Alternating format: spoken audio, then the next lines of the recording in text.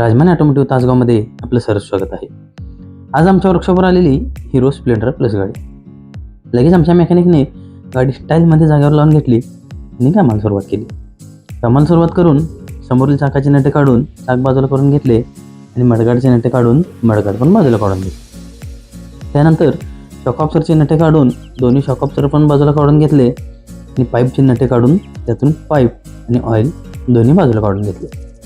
नंतर बॉटमचे नटे काढून बॉटम आणि ऑइल पंप दोन्ही बाजूला काढून घेतले.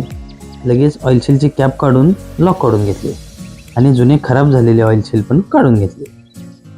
त्यानंतर काढलेल्या सर्व गोष्टींना सर्व्हिसिंग करून क्लीन करून घेतले आणि त्याला एअर पण मारून घेतले. त्यानंतर ओरिजिनल हिरोचे फोर्क ऑइल सील घेऊन त्याला बॉटममध्ये फिटिंग करून घेतले आणि लॉक करून घेतले. त्यानंतर पाईपमध्ये बॉटम बसवून घेऊन आमच्या मेकॅनिकने मापात पाप न करता ऑइल ओतून घेतले आणि एअर काढून घेतले. त्यानंतर शॉकरमधील स्प्रिंग खराब झालेली, त्यामुळे नवीन ओरिजिनल स्प्रिंग घेऊन पाईपमध्ये घातली आणि पाईपची नटे लावून शॉकर असेंब्ली गाडीला फिटिंग करून घेतली आणि आवळून घेतली.